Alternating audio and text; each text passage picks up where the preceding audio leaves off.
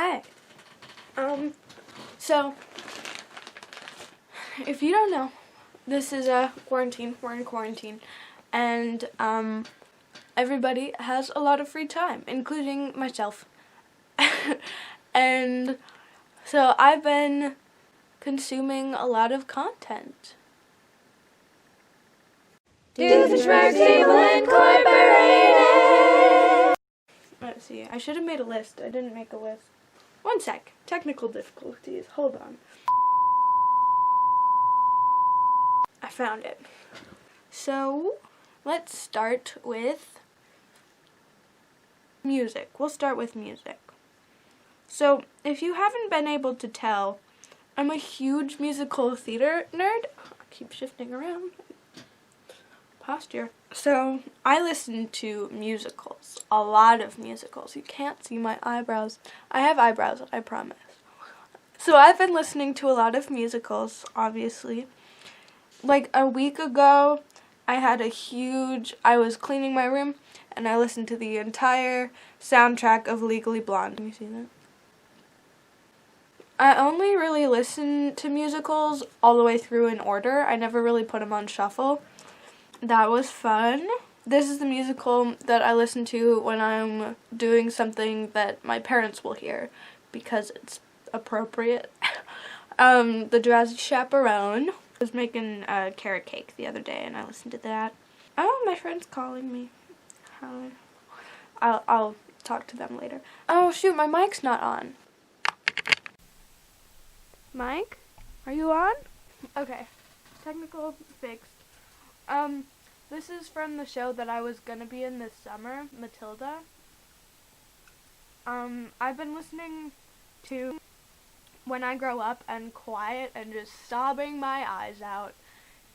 It's so good. It's such a good musical. This is not level.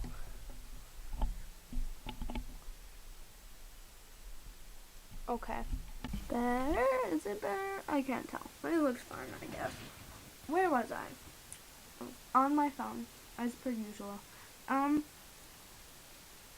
Matilda. I was really excited for that, and it was going to be really fun. Listen to Into the Woods, because I love Into the Woods so much.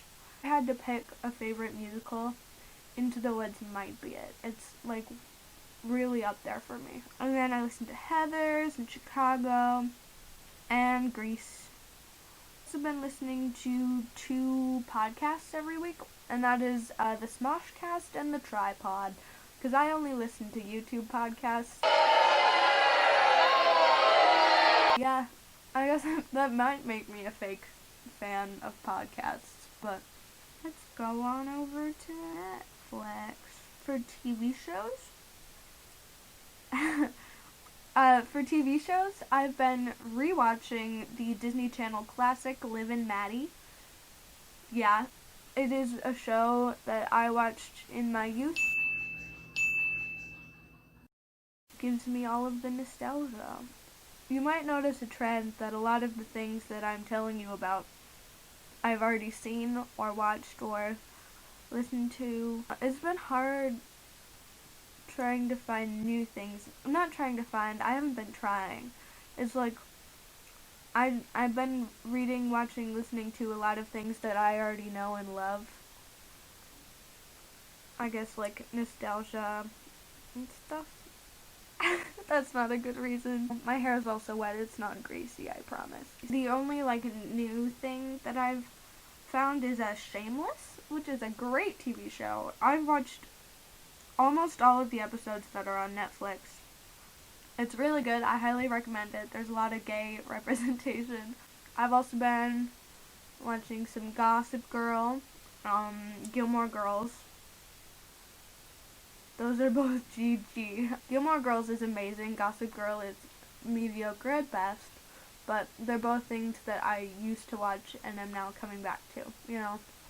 I also watched Too Hot to Handle on Netflix, which is about a bunch of single people going into an island and being told they can't have sex. And it's a challenge for them. That's all of the TV shows I've been watching. For movies, my family has a family movie night every Friday, and those movies have been fun.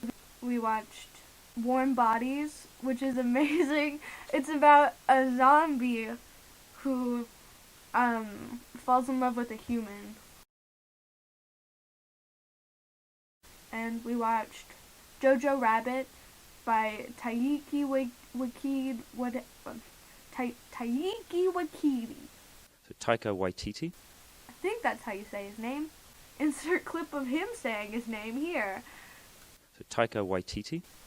All of his movies that I've seen so far are amazing. I've only seen 2 of his movies, and I've seen 3 of his movies, and all of those 3 movies were some of my favorite movies. Jojo Rabbit, Call of the Wilderpeople, which is another movie night one that we saw, and it was so good. It's probably my brother's favorite movie. Thor, Ragnarok. Those, what else do I have to say? Those are all amazing movies. I watched a movie called Sing Street, which I think is a British movie, and it's about a boy in England. Maybe it's not England, but he starts a band because of a girl. He told a girl that he had a band, and then he made a band. They actually do some great music, and I can really see Sing Street becoming like the next Broadway musical. I saw Onward on Disney Plus, and it was real good. It was amazing. It felt like a Pixar movie. Like, I feel like I haven't seen like a Pixar or a Disney movie in a while. Like, they've all been like remakes and sequels, and those just aren't as good as like a classic Disney Pixar movie, like heartwarming feeling that Disney movies have. It was about Tom Holland and Chris Pratt being brothers. It was a great display of non-toxic masculinity. I also rewatched The Parent Trap with Lindsay Lohan. The Lindsay Lohan seminal classic. I don't know what seminal means, but I assume it applies to this movie.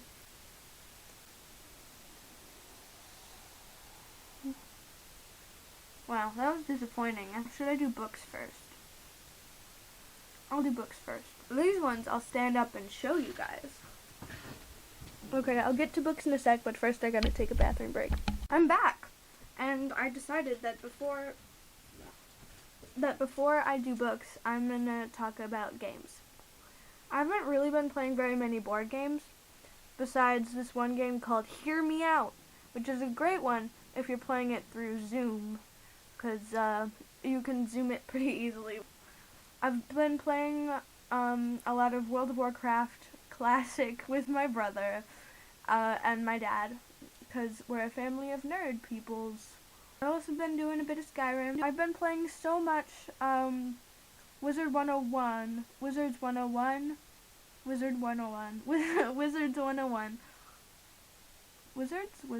I don't know, and Club Penguin. They also are games I played in my childhood. Running theme there. Let's go on to YouTube. I'll screen record this. Yeah. So this is my recommended. Let's go to my subscriptions. Okay, so one of my favorite YouTubers is Catherine Steele. She does, this is her gaming channel. Cat Steele Games. And she has 3 channels. And they're all really great, and I love her very much. She's a theater kid, just like me, so if you watch me for my theaterness, you should watch her too. I've been watching Swell Entertainment, who does like more long-form video essay stuff. Then I watch the Try Guys, who try a bunch of stuff. Unas Anas, they also try a bunch of stuff, and they upload a video every day. And Smosh Peoples, I got Smosh Pit, Smosh Games, Smosh Main, a Film Theory. His videos are just so well researched. They just like make me happy. Like you can tell by watching the video how much time he takes in each one. Him and his team, they're great. Tiffany Ferg, she also does like more long form video essay stuff. Catherine Steele, Kara Tourish, BuzzFeed Unsolved. I actually turn off their notifications when they're not in a season. Sophia Nygaard, she's great, just got married. Rowan Ellis, she also does long form video essays. I guess that's just what I like to watch. But she's a queer content creator, and she does a lot of things with like queer people in media, if you like that. Watcher Weekly, which is Ryan, Shane, and Steven's channel from BuzzFeed Unsolved. Team Star Kid, obviously. I've been rewatching a few of their plays with my parents. So that's an experience. Lindsay Ellis also does long-form video essays. And she does hers on film and media and TV stuff. Damien Haas, I haven't watched his one video. Pop Culture Detective also does long-form video essays on film and media. Blair Walnuts, she does tries a bunch of different diets and stuff, but I don't really care about that, but I find her really entertaining. She has a great personality. She's just really funny. Who is this?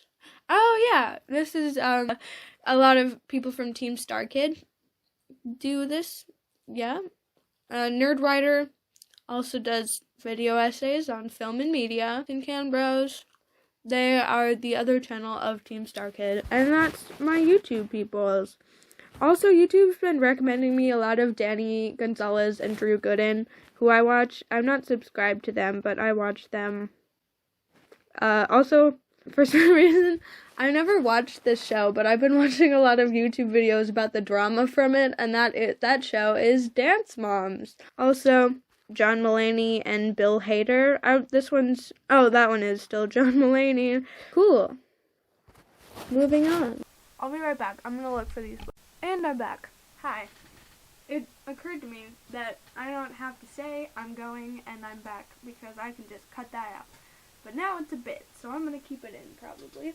Unless I cut it out, then you're not seeing this.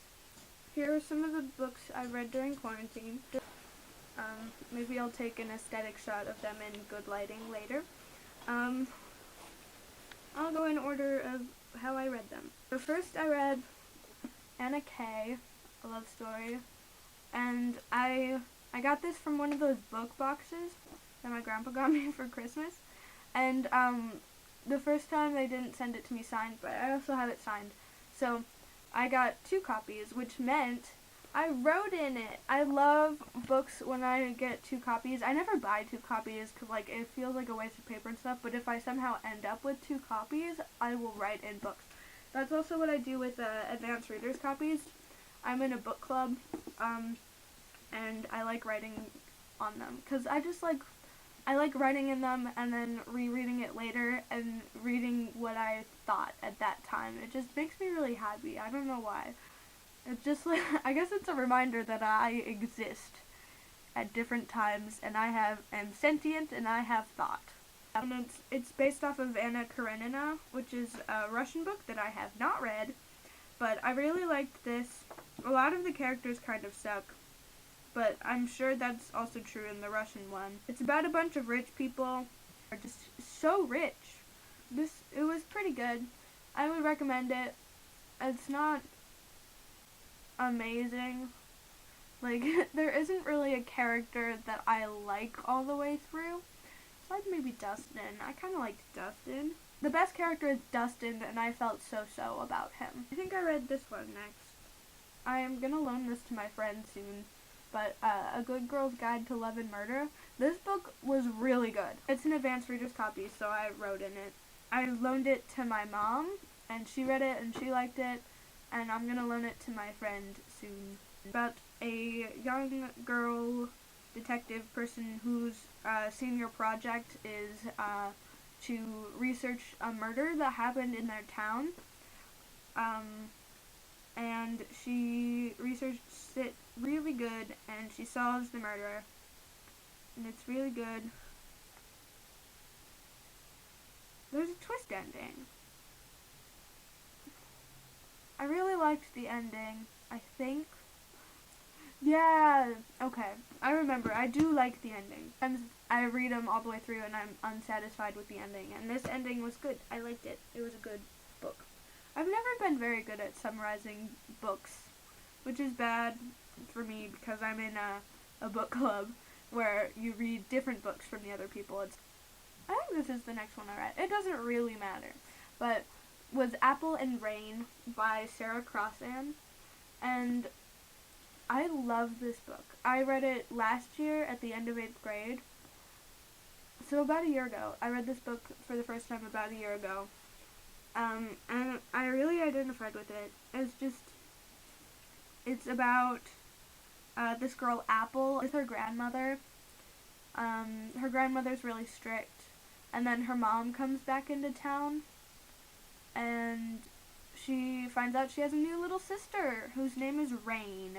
She goes to live with her mom and is kind of brought into this new world with an irresponsible parent and she kind of Apple kind of has to figure out, like, where is her mom going wrong, or is she's kind of being peer pressured by her mom, which is, like, not something I'm going through. I realize I said that I identified with this book, and that's not why.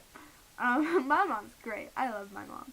As soon as I read this book, I loved it so much that I on paperback swap, bought all of the other books I could find by this author, and none of them were very good. So I recommend this book, and none of the other ones by Sarah Crossan. Sorry, Sarah, if you're watching this. You're not. Going Off Script by Jen Wilde. This one I got because it's gay.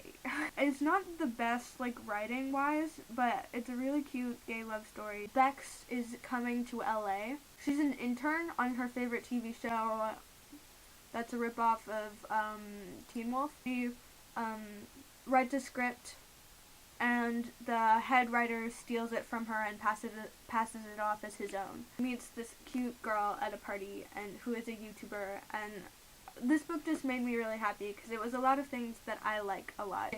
So it was film, YouTube, gay, and those are all things that I like a lot and are big parts of my life. The next one I started reading, you can tell I did not finish it, was Love and Gelato, which disappointed me.